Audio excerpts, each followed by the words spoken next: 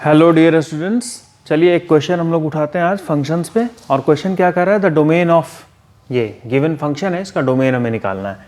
तो डोमेन निकालने का मतलब जहाँ कहीं भी रूट हो तो रूट के अंदर निगेटिव नहीं होना चाहिए, जहाँ कहीं भी फ्रैक्शन है तो डिनोमिनेटर ज़ीरो नहीं होना चाहिए। तो फिर पहला कंडीशन जो हमारे पास दोनों को मिला के निकलेगा वो है कि x plus mode of x should be greater than zero. Okay, क्योंकि इक्वालिटी नहीं होगा क्योंकि वो डिनोमिनेटर में है, और निगेटिव नहीं होगा बिकॉज वो रूट के अंदर है। तो यहाँ से क्या निकल के आएगा हमारे पास, यहाँ से निकल के आएगा कि x plus mode of x is greater than zero. That means mode of x should be greater than minus of x। तो mode of x minus x से बड़ा कब होता है, mode of x minus x से बड़ा कब होता है। अब देखिए, अगर मैं यहाँ पे x की जगह 2 रखूँ तो क्या होगा, mod of 2 is greater than equal to minus 2, यानी 2 is greater than equal to minus 2। सही है, सारे पॉजिटिव नंबर्स के लिए ट्रू होगा। अगर मैं निगेटिव नंबर्स डालूं, जैसे let x is equal to minus 3, तो क्या आएगा, mod of minus 3 is greater than minus of minus 3। Okay, तो यहाँ से आएगा 3 या ग्रेटर देन 3। तो 3 ग्रेटर देन 3 तो गलत है, ऐसा तो नहीं होना चाहिए क्योंकि वो तो दोनों इक्वल है। दैट मीन्स ये सारे पॉजिटिव नंबर्स के लिए वैलिड है। इसका मतलब ये जो चीज़ है ये वैलिड नहीं है, ये वाला चीज़ वैलिड है। दैट मीन्स हमारा जो डोमेन होगा वो होगा सारा पॉजिटिव नंबर्स ज़ीरो से आगे का। ज़ीरो नहीं, क्योंकि ज़ीरो लेने पे ये नॉट डिफाइंड हो जाएगा। तो ज़ीरो से लेके इन्फिनिटी, यही हमारा आंसर है। ठीक है, अब नेक्स्ट क्वेश्चन पे चलते हैं। नेक्स्ट क्वेश्चन ये है कि if mod sine x plus cos x is equal to mod sine x plus mod cos x then x lies in. तो ये क्या कह रहा है, देखिए कि mod sine x plus cos x और mod sine x plus mod cos x.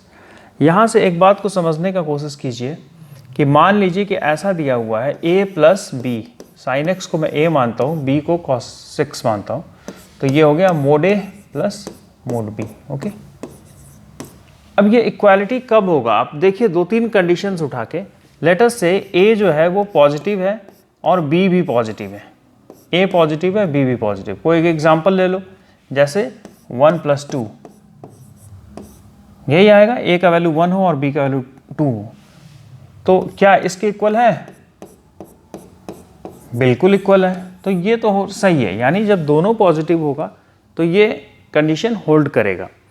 अब एक और हम लोग लेते हैं कि एक पॉजिटिव एक निगेटिव, यानी अगर a हमारा निगेटिव है और b पॉजिटिव है, तो फिर एक एग्जांपल ले लेते हैं, a का वैल्यू -1 और b का वैल्यू 2 प्लस, तो यहाँ से आया 1 दैट इक्वल टू 1, और इस तरफ क्या आ जाएगा, mode of -1 plus mode of 2, ये 3 हो जाएगा। दैट मीन्स ये इक्वल नहीं है। ठीक है, इक्वल नहीं है, that means a negative b positive में इक्वल नहीं है, और ऐसा ही a पॉजिटिव b निगेटिव में होगा, ऐसा ही a पॉजिटिव और b निगेटिव में होगा।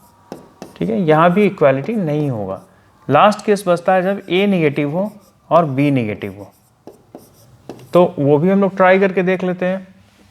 क्या करेंगे,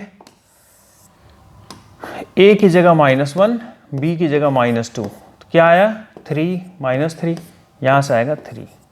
इस तरफ क्या था, मोड a मतलब -1 का मोड प्लस -2 का मोड, तो यहाँ से क्या आएगा 1 + 2 दैट इज इक्वल टू 3। तो ठीक है, ये तो है ही, इक्वालिटी होल्ड हो रहा है। यहाँ पे इसको हटा दो, यहाँ से यहाँ 3 होगा, ये इक्वालिटी होल्ड हो रहा है। तो क्या इन्फेरेंस निकला, इन्फेरेंस ये निकल रहा है कि जब a और b का साइन सेम है, जब a और b का साइन सेम है तब ये इक्वालिटी होल्ड कर रहा है। तो हम लोग क्या लिख सकते हैं कि हम लोग लिख सकते हैं यहाँ से कि वैलिड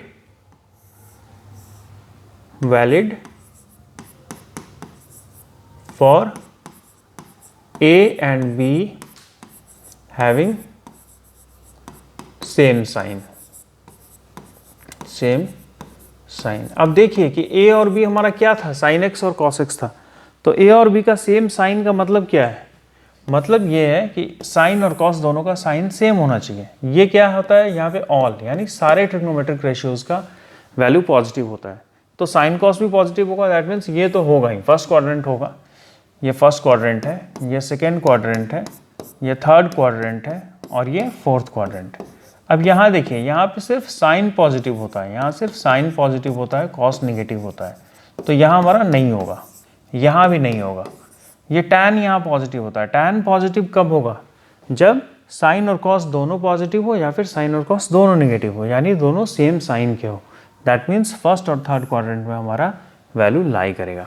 तो यहाँ जो आंसर है, इसका आंसर कौन सा हो जाएगा, first and third quadrant only, second वाला। तो आशा करता हूँ कि आप लोगों को ये इन क्वेश्चनों से कुछ सीखने के लिए मिल रहा होगा, ठीक है।